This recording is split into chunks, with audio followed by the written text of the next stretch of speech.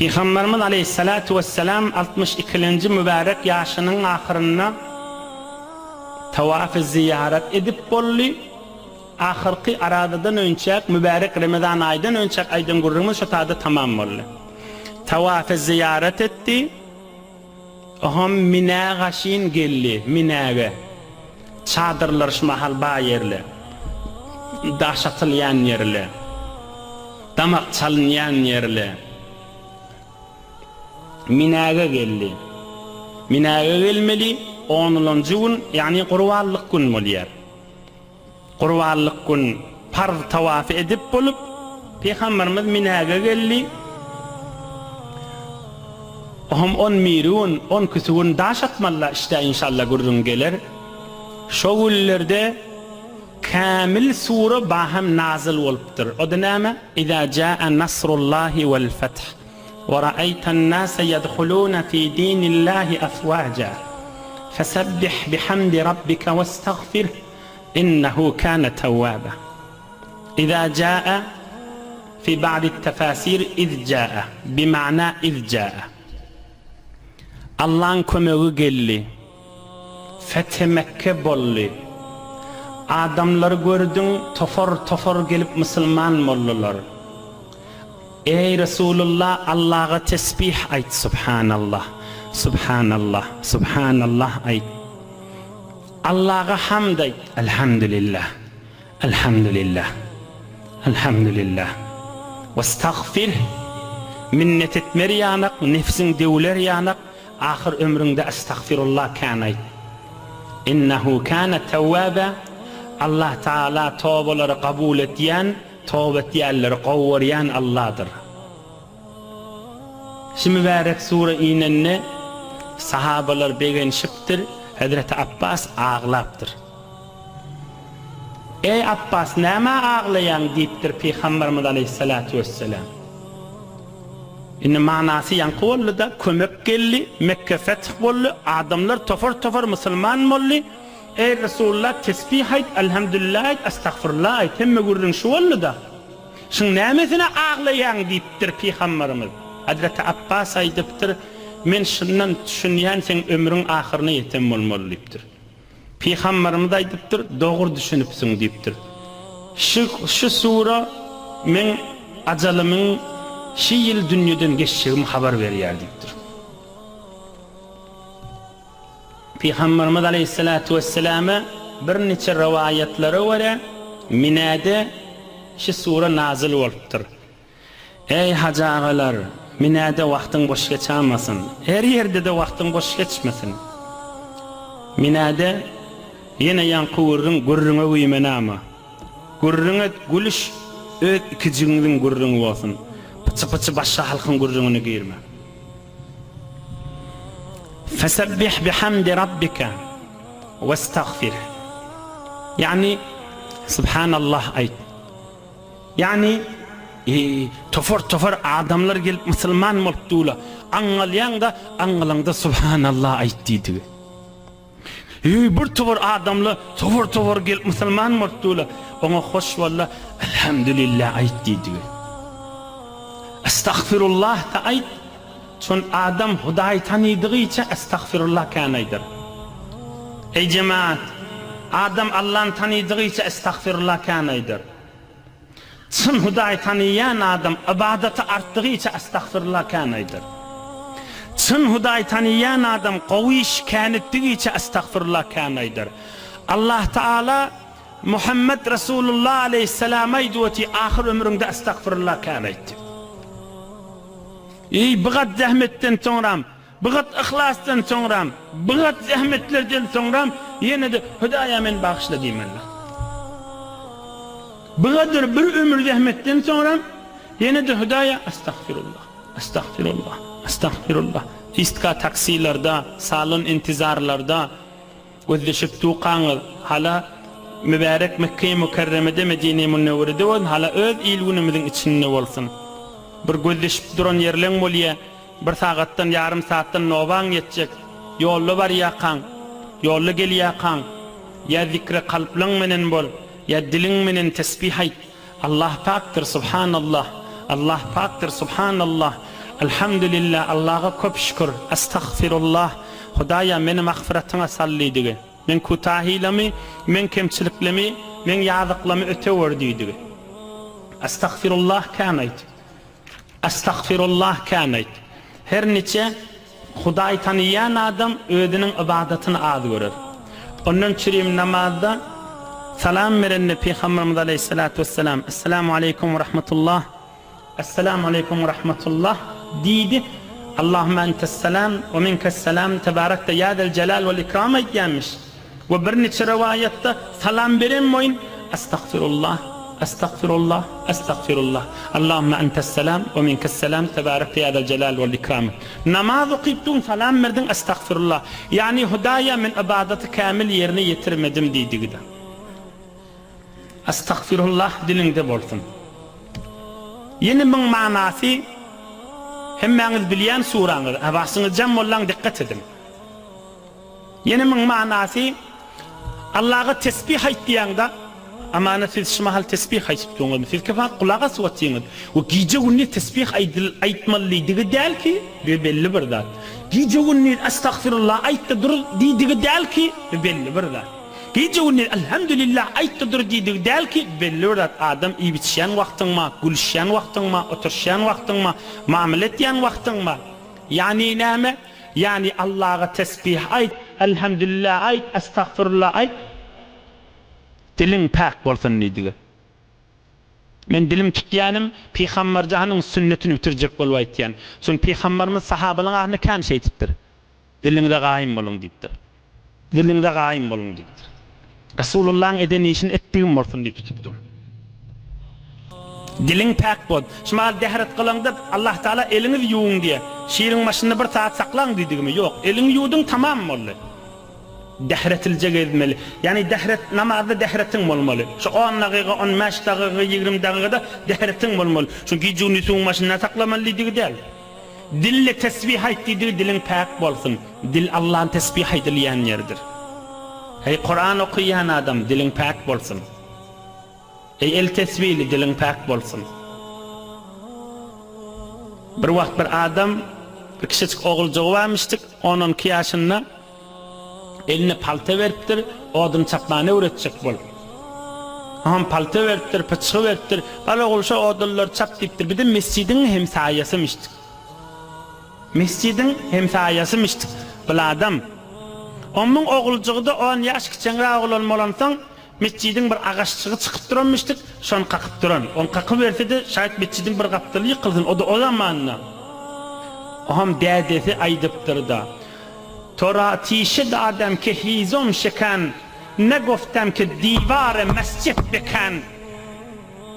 Tora tişid adam ki hizom bekan ne goftem ki divar mescid bekan.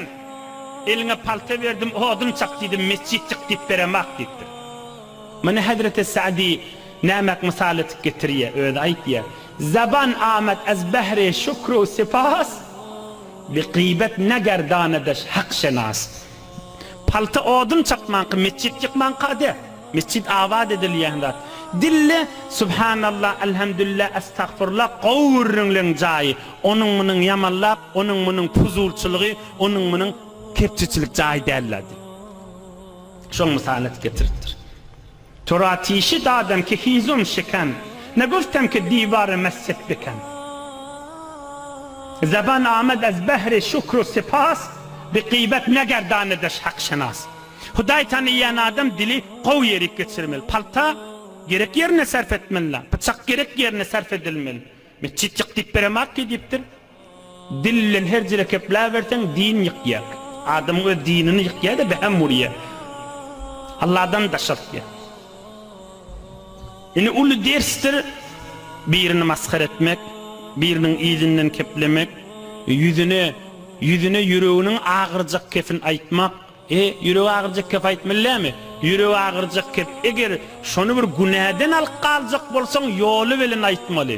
Hatta dinimizde aytya, ey cemaatler, men şu gurrunları aydiyan dinin gurrunu ta'til olmasın deyip. Din gurrunu ta'til olmaz hiç vaqtda. Din gurrun ta'til olmasın ve hak gurrun mıdam aydılacağını bilir yani kan adamlar şonun için aydiyana. Yoksa bir form ta'til olup bar ya bu gurrunlar. Dinimizde yoksa şu gurrun ma bir adama akıl aytacak bolsan, nasihat aytacak bolsan yanına başka adam bolmasın fakat özüne ayt ya o utanmaz yani. Hay sen nämeden mescide beyttirip gelýän diýip gygyrmana ejadamyz ýok da. Kenara çykmaly, jany gullimeli. Şijiri şunu ayet etseňe gowdat diýmeli. Sen şunu edip berjek bolanda başga adam ýanyna goýmaly, şo utanmasyn diýip. Hala izinden keplemek näjire dogry bolsun. Din ýürümeli ki, din amal etmeli ki biz. Keplemäň ýoly, aýtmaň ýoly, diýmäň ýoly, din bize tapşyrýar ki ilm zaman, okuw zaman, düşüm zaman, revanşanasiye ehemmiyet berilýän zamanna ýaşaýan din tapşyryp kişini. Men bir beýik bir pirliň biriniň gurrunu bar, şoň hytmatyňy da ýetirelim. Nasihat diýip aýdylýan gurrunlar da bular. Bä mına palany aýdylýan mol o günakarçylyk bolar. Bir beýik pir geçipdir. Pir yani murşid, rabbani. Adamlar Allah'ın ışkına geçiryen. Ona Hazreti İmam Abdülvehhab Şi'rani diýerler. Misir'de geçipdir ey cemaatler. Indi tarihta aýdylşyna öz zamanynyň ýek ewliýasynyň birmişdik.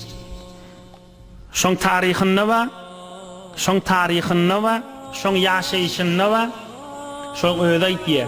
Bir wagt diye ovamızda haram lokma köfelli nämeyeceğim bilmän düze çıkıp kum yerdim sonra dişimin arasından et ayırardım diye. Beyli bir teberrik Allah'ın dostu olan adam. 10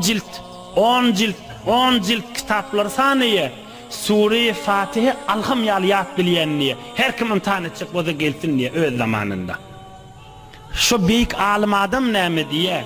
Şu büyük Allah'ın dostu näme diye? Şu teberrik Hudayi adam näme diye? Ra'aytu şahsan minel mucawirin yaqra'u hatmatan kulle yevmin. Bir mucawwirliň mirini gördüm. Bizde mucawwir diýär. Mucawwir diýdik mydam mescide barıp duran. Ya bir neçe mucawwirler bolmaýan ziyaretgarlarda bolýar. Indi bir mucawwir diýdik arab dilinde mydam hücrede, mydam mescitde, mydam gatnap tuqaw ýerleri gatnap duran adam. Gördüm diýek mydam Kur'an-ı Kerim okuyýar diýär Allah'ın kelamyny. Ve huve ma'a zalik la yakadu yezkur ahadan minel muslimin bi hayrin. Kur'an okuyýar da oham dehrete ödenne, sancağa ödenne, saýsuwa çykanna birini görse falany nätdir kesip edip derhal gıybet töhmete girýär diýär. Kur'an okuyupdy ahim, Allah'ın kelamyny okuyýar ahim. Emme bu gatdallaryny işi nämedi? Fursat tapsa onu men ýamallamakda. Aýdýana bir tovar adamlara öýli belli kan kepleýärligi, gygır keplawati, mudam kefin ýerine. Emme bir tovar adamlar daşyndan ödýän diýär, ağ kepleýär. Aslında adam menen kepleşmeýän ýanaka. Emme ogrinçaja barıp, ýerek barıp aýtmalygyny bilýär, kim menen gurrun etmeliligini bilýär, ogrinçaja barıp keplenşik bolup otlar turýar. Allah'dan çym daşa adam da şo. Güni bir hatm etmesin, her sagada bir Kur'an hatmy daşyn, Allah'ın ýanyna erzişi ýok da şol adam. Indi bir günni Kur'an okuyurdu diye Kur'an-ı Kerim. Hatm ederlerdi diye. Emme wagt tapdy ýamanlamana başlatdy. O beýtdir kesipler, o näme diýip şeýtipdir, o näme diýip şeýtmendir, beýtipdir. Oğlum ay görsem bir boljakka men ýanyna bardım diye. Ýanky beýik pir. Fenehaytuhu an zalik. Ay sen beýtdirip görme diýdim diye. Ýekije öýüne taşdym diye. Sen beýtme da gije Kur'an okuyan, dilin menen Allah'ın kelamını okuyan, zaylama da dilin diýdim diye.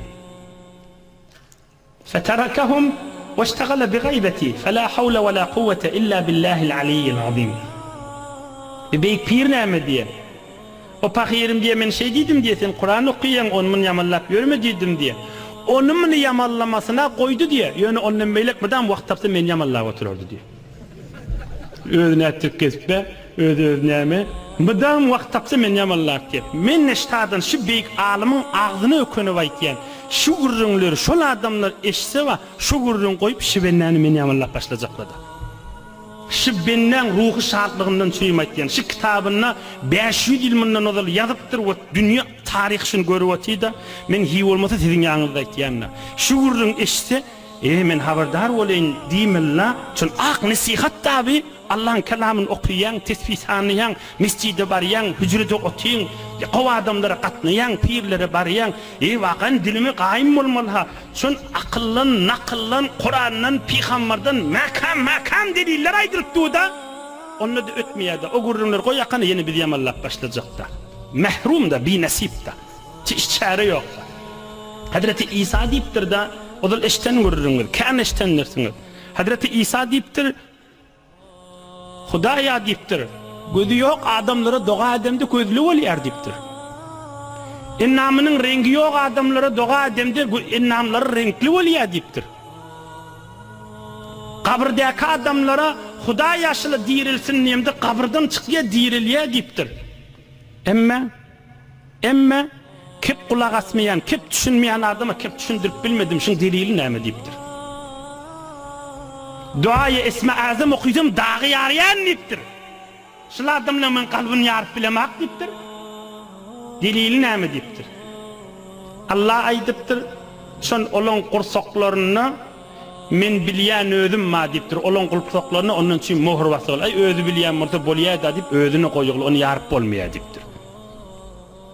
Özüm bilýän ma deyipdir, içinde deyipdir. Bir adamdan nasihatda almalydyr bir päli wada. Bir adamdan, hasy bir ýaşky adamdan nasihatda almalydyr bir päli wa, goý şu pälini gedebersin deyipdir. Hazreti İsa ve Allah'ın arasındaki gurrundaşı. Mekan gurrunlar şula, din gurrunlar. Her ağızdan çıksa da hak gurrunlar daşıla. Yine bir 4, 5, 6 dakika vaktim var inşallah şoň menen tamam edem. Resulullah aleyhisselam minadika İza jaa nasrullahi vel feth nazil boldy. Allah köklediğinden muhtasar kamil hizmetinize yetirdim. Kadrini bilin. Derman altının suw bilen ýazylmaly gördüňleri. Ham Peygamberimiz aleyhissalatu vesselam 11-nji gün gözdeşdi, erti daňatdy. 11-nji gün, ýani Qurbanlygyň 2-nji günü bolýar. Qurbanlygyň 2-nji günü bolýar.